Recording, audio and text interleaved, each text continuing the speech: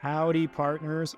Welcome back. Much like last week, where Will and I debated, I can't even remember the topic at this point, but we had a fun kind of back and forth on, one of us taking a hard stance on a topic versus the other person. And I feel like it was really fun to do. So I think we're going to bring that back. So today, that topic is going to be rewarding partners and stemming from do you drive your rewards based on hard cash commissions, right? So they refer a customer, you get commissions, versus more of like the incentivizing, can you build kind of like a game around it, gamifying? And so let's start there. Will, you're going to take the stance on more of like the incentive side in that road. But let's talk about the first point, which is hard cash. That is really what businesses care about. So in my mind, being able to build a program with one of the main benefits being commissions off of referred customers is really kind of easy to do. Like from like a sheer like program journey standpoint, it's just easy to add like 20% commission on any customer sold. And to some degree, depending on what your product actually costs, that commission can actually be a substantial chunk of change. I know you and I have talked, commissions is not necessarily the driving factor behind a partner wanting to partner with you. In fact, I think it's almost the reverse. Like most of the time that's seen as kind of that mailbox money side. But for that point, how do you think incentivizing or gamifying, I guess, like beats out hard commissions just from like a visible, like physical thing? The reason that I think businesses do like the hard commissions is because it's clear. They know what's coming in. They have some form of expectation. They can, maybe plan for it a bit more. And we know that, if it's a tech to tech partnership, they probably care a little bit less about the commissions and more about, the leads that they can get. But if we're thinking about, affiliates care mostly about the commissions and the more transactional elements. And they are going to treat it like, how can I drive more leads and then make X amount of conversion based on the conversion rate and so on and so forth. So it is simple and straightforward.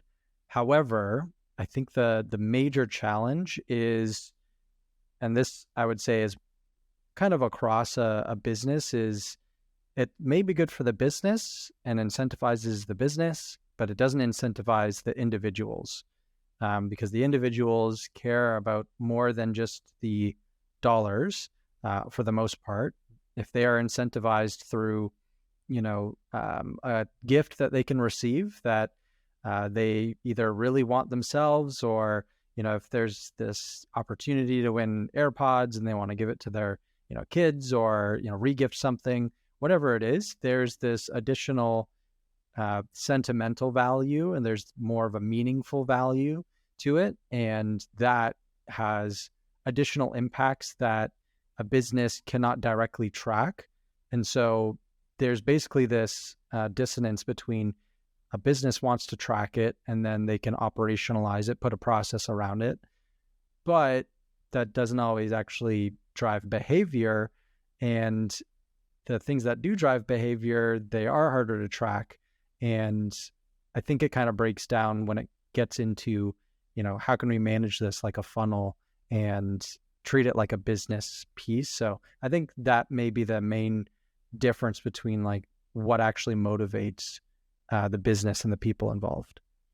Yeah. And you and I both talked that, revenue from a partner standpoint, revenue drives business. It drives business for every business. That's why businesses are in business. Talk about that tongue twister. But I think the most important thing to look at here is that this is going to differ product to product.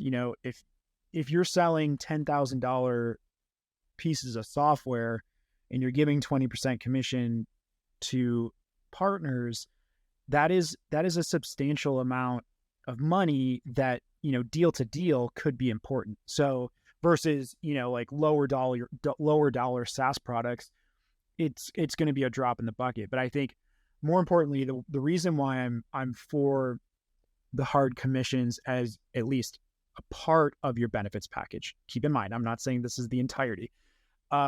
Is it's just it's fairly standard across partnerships as is now, and I say that with some asterisk next to it, but it's been done before, and it's not hard to operate. I think one of the things that is like some of the blind spots that you could face with incentivizing is that from an operation standpoint, of course, there's tech out there like Alice and et cetera that, allow you to kind of like build this gamifying process where like, every 5 qualified leads you bring in, here is a piece of swag, or, 500 leads, here's your AirPods. But you still need to invest in tech to really make it operationally sound. So I think to me, it scares me to think about how many people hours may be spent to operate the gamifying side. But with that said, I still understand where you're going with it. Now, as we kind of progress along, I want to talk about the long-term effects of why I believe commissions work towards a partner company's advantage, which is, if you think on this continuum where, let's say your partners are making 20% commissions on every deal that comes across the line in perpetuity. So I think there's a value to be placed on, trying to help activate your partners to be that CX role, right? So you're not throwing CX reps in partner referred customers because your partner is there. And I guess in the sense of like a channel or agency partner, they're doing a lot of the same things. So my point is, as you think about, your customer churn rates and your customer LTV across the board, by incentivizing or by driving commissions in perpetuity, if that customer churns, that commission's not there. So I think there's some emphasis on, you're building a lot of urgency, or I guess like a sense of purpose or responsibility on the partner end by saying, listen, we're going to give you 20% perpetuity, but that means like we're expecting you to help manage that customer, to be like the experts on the ground to some degree, and help us just like bring value. How long are they to stay with us? And that to me means, that places emphasis on commissions having more byproducts or more buy factors around like being effective. And what you're talking about here is now a partner has buy-in and responsibility across the board. They're not just going to sell a product and then kind of stand back. We know those partners. And honestly, that's where like the affiliate model comes in, which is, hey, maybe you get commission on the first year, nothing else. But to that matter, if you think down the road, what you're actually doing too is saving a lot of people hours by saying, no, we don't need CX reps to come in and work with, partner referred customers. Or maybe we do, but like for the most part, if you are activating your partners enough, then your stickiness and long-term effects of having commissions as a benefit is really powerful. What is important there is the identification of whether or not they're actually taking action on the account. And I know that that's something that we even, back when we were working together, we had, I wouldn't say a lot of trouble around it, but I would say it was something that was a big topic of discussion of, how do we know it's this agency versus this agency that's now working on this account? How do we make sure that we validate that? That I think is where incentives can come in, where, if you are able to incentivize, let's say, the agency logging in for the partner, or rather logging in for the customer into the account. So are you actually managing the instance? Are you actually communicating with them and with us in like this same thread? That's where these micro incentives can not only drive that behavior by saying, hey, over time, the more interactions that you have, the better, because you'll then have this log of, all these points that you can redeem. But then also it'll give data for the partner team to say, well, yeah, there is this track record of it, and we've been incentivizing it so that they do it more, so that they are actually managing the client as well. And so I think that's kind of where the hard commissions break down. Again, going back to what drives the behavior, because if I sign on a customer of yours and I get 20% in perpetuity, and there's this assumption, maybe contractually or what have you, that I'm going to continue to service the account in some form, or influence the account. There's no incentive for me to do that. There is the incentive of, hey, you'll get your 20% taken away, but that's like a negative incentive. There isn't this ongoing behavior incentive that's going on. And so that's where I would say, once you can truly understand what is driving the behavior that you want and properly incentivizing for that, that's when you can start to move away from the hard commissions. Now, I think one of the challenges with incentives and gamification of activities is, what do I gamify? How much do I incent? What does that eventually lead to? Is it a point system? Is it when they download resources? Is it when they send me an email? What do I actually apply these points to? And I think that's where a lot of people then think, well, I'm just going to go back to those hard commissions. But then they're faced with what I just talked about, which is it's not actually driving the behavior. So I can understand how some people, if you've thought about this in the past, you'll be on either side. But what are your thoughts on that before we talk about like what people could try or do? The one product that I feel like did a somewhat good job at really showing you how, like, talking about the point of like, how do you know your partners are actually managing that account beyond even a month or beyond even referring the customer? Like that's where, from a partner organization standpoint, you just kind of like close your eyes and shoot the arrow and hope that it's like they're still managing the customer. But you're inevitably going to be pushing commissions to partners that are no longer working with customers that they referred. And that's a really tough thing. But HubSpot did build that mechanism into their software where it's like, you've got this scorecard of like, it's almost like a product health assessment.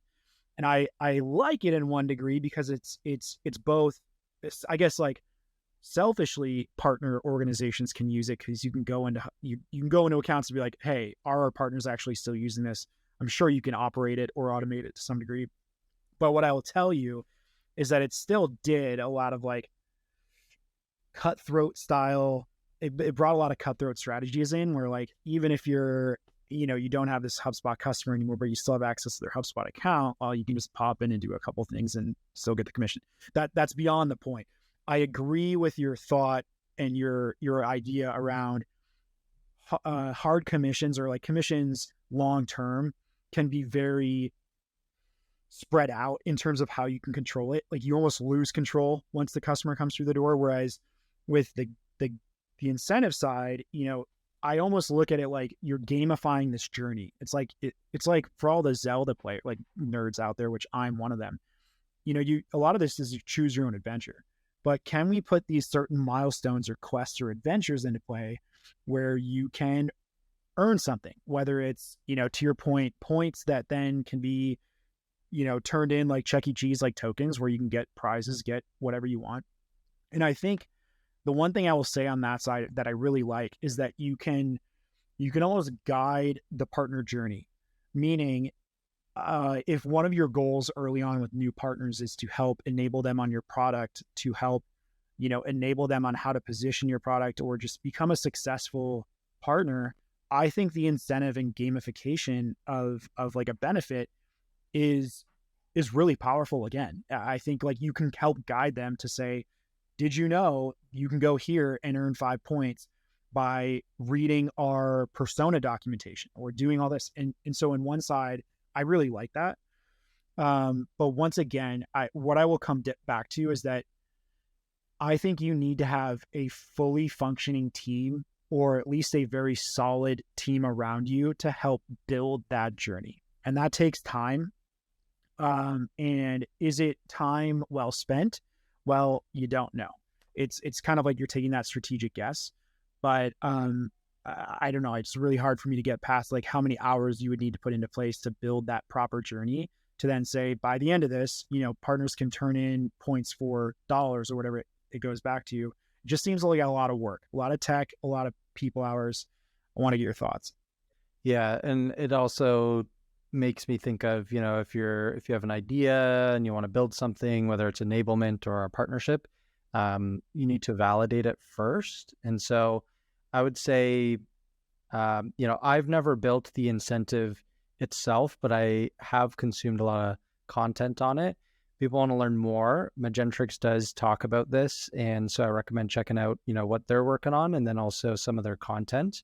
But what I would say is there are some fundamental things that that if you drive more of that behavior, then there will be, more adoption of the partner program, or more engagement or more communication in some form. So let's say, you have some partners that are not really engaged, and, maybe they open an email once in a while, or, click on something, but you want to incentivize more of that engagement. You want to re-engage them in some form. Well, if you let them know, hey, we have this, marketing program that's relevant, it's timely, you can deploy it now. Here's what the likely outcome is going to be. Go into the partner portal, click on the resource, check it out. That could be an incentive, at least getting them into that environment.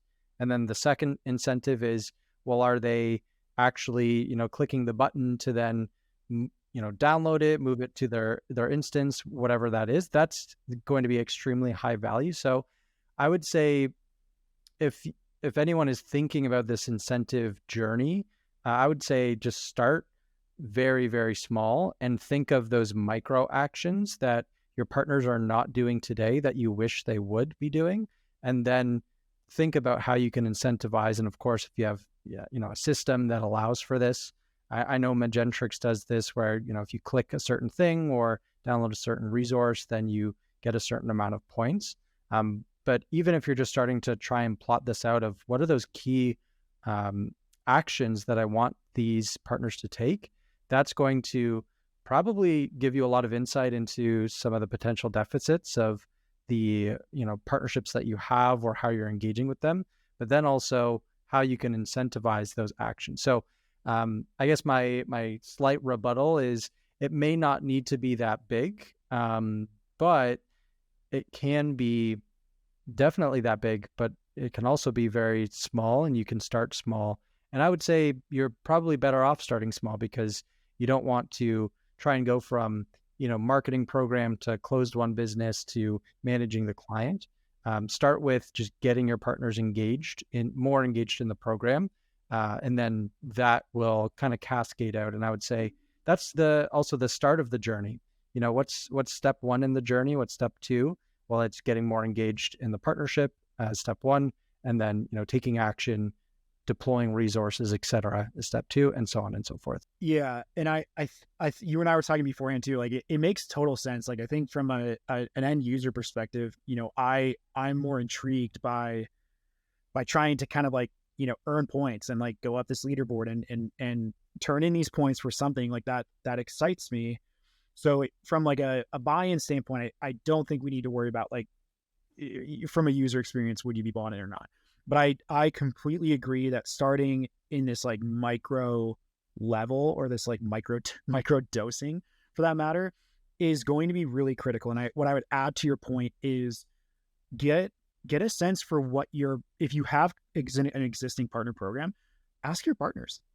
Be like, hey, like commissions, it's not going away, but if I could like gamify a couple things to help you maybe enable faster or enable smarter, and you could earn points and rewards for it, like how does that sound? There's no reason you shouldn't ask your partners if it would be sound and if it would be something worthwhile. And the other thing that I want to mention is that, I talked earlier that like the long-term commission maybe detractor is that you kind of lose control over like the things that you want to control, which is, how do we know if this partner is still managing this customer? And in some sense, like you probably have a semblance of that same losing control if you gamify it too. Like if you're saying, I just need to download this asset and I get 1 point, well, great, I'll do it, and it'll sit on my desktop and then die. You know what I mean? Like I think the biggest point that Will made there that I would emphasize is the idea of taking action is really what you're trying to like incentivize. And it's really hard to get partner organizations to do that sometimes because they're so focused to not to a fault, but like they need to be focused on their own revenue generating activities. So if you can do it in a way that makes it very easy for them to self-educate or like gain the knowledge and hit the goal that you're trying to grasp at the end of it, do it. Because I will tell you, the organization and the people inside of it to become better partners will do that. And I had one thought after this whole thing, which is, we're debating a topic on hard commissions or just commissions in general versus like building more of like a proper incentive structure. But to me, and I would love to hear your thoughts too, Will, I honestly think it's partially both. Like to build a really unique and really sound system, you have to have a little bit of both. Now, my idea would be, okay, you come in as a new partner, maybe you automatically have the rights to earn 10% in perpetuity on all your customers. But we've got a couple of certifications over here that are gamified and incentivized by, if you come back and become product certified or, like solution certified or selling certified, whatever it may be, okay, now your commission structure goes up. So like you get selling certified, now you can earn 15%. Now you're starting to kind of like meld both together. I would love to hear your thoughts on that. Yeah, I think there's definitely a marriage between the two. And what I would say to try and create like a clear distinction, I guess, although they can exist together, the distinction is like money is what a business primarily cares about, not necessarily what an individual cares about. That's not going to motivate the person. When a business gets money, they say, okay, I'm going to do more of that thing. But an individual, they have other needs and maybe they want other things and they want this, sense of achievement. A business doesn't care about a sense of achievement. It doesn't feel good about getting the certification. It doesn't feel good about, reaching a milestone and then being moved to the next tier. There are business benefits, but it doesn't care. There's no clear path forward and there's no emotional drive behind it. And so I completely agree that they can live together. And in fact, you made a really good point that they should live together, where if you are, reaching these milestones through, let's say, the gamification and these points, then you can get more of these, hard commissions being paid out as well, because then you're meeting the business needs, which is business needs money. People need money too. So if it's getting paid out to them, they're going to have that. But then also people need this more meaningful experience, this behavior driving, emotion driving incentives that lead them to a sense of accomplishment, a sense of feeling like they did something that was, perceived as valuable, feeling appreciated, so on and so forth. And so, yes, 100%, I think they can live together.